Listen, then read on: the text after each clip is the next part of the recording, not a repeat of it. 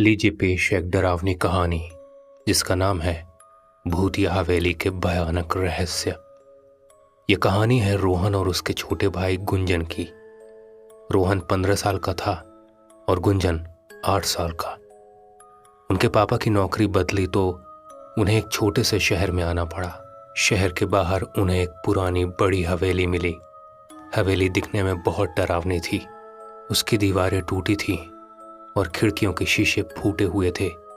रोहन की मम्मी ने कहा, थोड़ी मरम्मत करा लेंगे फिर ठीक हो जाएगी। लेकिन गुंजन को वो घर बिल्कुल पसंद नहीं आया। जब वो रात को अपने नए कमरे में सो रहे थे तो गुंजन रोहन के पास आया।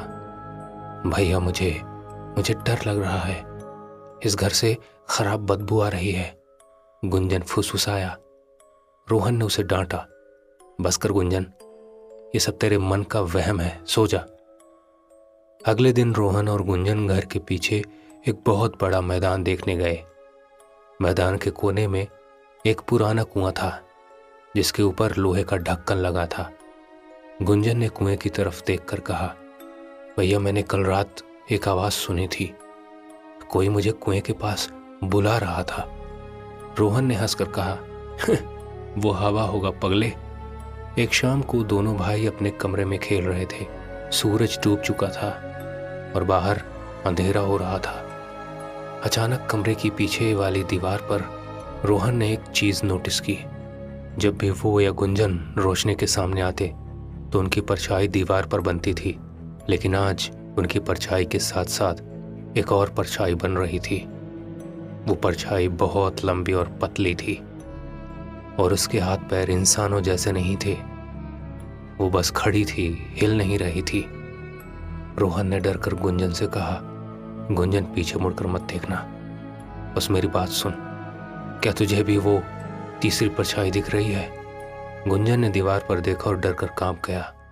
हाँ भैया, और वो मेरी तरफ देख रही है, उसने धीरे से कहा। रोहन ने तुरंत टॉर्च उठाई और उसे उस परछाई की जगह पर चमकाया, लेकिन वहां कुछ भी नहीं था, सिर्फ पुरानी खाली दीवार थी। जब रोहन ने टॉर्च बुझाई तो वो परछाई फिर से दिखने लगी। वो परछाई अब थोड़ी आगे आ चुकी थी, मानो वो रोहन की परछाई के साथ चिपकने की कोशिश कर रही हो। अगले दिन गुंजन बहुत चुप चुप रहने लगा। वो अब किसी खिलौने से नहीं खेलता था, वो बस कमरे के एक कोने में बैठा रहता जहां सबसे ज्यादा अंधेरा रहता। रोहन ने उससे पूछा, क्या हुआ गुंजन, तुझे अब डर नहीं लग रहा? गुंजन ने अपनी छोटी सी आवाज में कहा, नहीं भैया, अब मुझे डर नहीं लगता, मेरा एक दोस्त बन गया है। रोहन हैरान हो गया, कौन दोस्त? यहां तो कोई नहीं है। गुंजन ने अंधेरे कोने की तरफ इशारा किया और फुसफुसाया, वो मेरी परछाई है, वो अब मुझसे बातें करती है, वो कहती है कि अब वो अकेली नहीं रहेगी। रोहन को गुस्सा आ गया। उसने गुंजन का हाथ पकड़ा और उसे जबरदस्ती रोशनी में ले आया। देख गुंजन, परछाई कोई दोस्त नहीं होती, ये बस धूप और अंधेरे का खेल है। लेकिन जैसे ही गुंजन रोशनी में आया, रोहन ने भयानक चीख देखी। गुंजन की परछाई अब पहले से ज्यादा काली और मोटी दिख रही थी और उस परछाई का हाथ गुंजन की परछाई से निकलकर असली गुंजन की पीठ को सहला रहा था। रोहन ने चीख मारी और गुंजन को दूर धकेल दिया।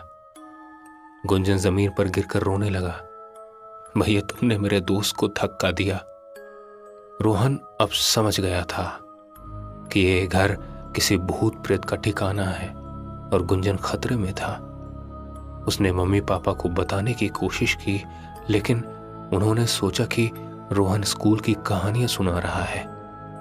उस रात रोहन बहुत डर गया था। वो चुपके से गुंजन के बिस्तर के पास गया। गुंजन सोया नहीं था, वो लेटा हुआ था, लेकिन उसकी आंखें खुली थीं। उसकी आंखें छत की तरफ देख रही थीं। रोहन ने देखा कि गुंजन के बिस्तर के पास जमीन पर बिना किसी रोशनी के गुंजन की परछाई बन रही थी। परछाई जमीन पर रेंग रही थी और धीरे धीरे बड़ी होती जा रही थी। गुंजन की परछाई कुएं वाली आवाज निकाल रही थी, आओ, नीचे आओ। रोहन ने तुरंत गुंजन को उठाया और चिल्लाया, भाग गुंजन, हमें इस घर से भागना पड़ेगा। वो दोनों सीढ़ियों से नीचे भागे। रोहन ने पीछे मुड़कर देखा तो उनके पीछे दरवाजे के नीचे से एक काली परछाई तेजी से फिसलती हुई आ रही थी। वो उनकी परछाई को पकड़ने की कोशिश कर रही थी। रोहन और गुंजन भागकर घर के बाहर निकले। वो सीधे उस मैदान की तरफ भागे जहां पुराना कुआं था।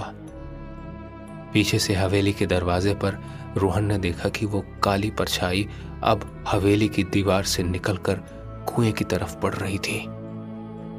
गुंजन जमीन पर गिर गया। भैया, मैं थक गया। वो मेरी परछाई, वो मुझे वापस बुला रही है। रोहन ने गुंजन को उठाया और उसे कुएं से दूर धकेल दिया। परछाई अब कुएं के पास पहुंच चुकी थी। वो हवा में उछली और कुएं के लोहे के ढक्कन पर जोर से गिरी।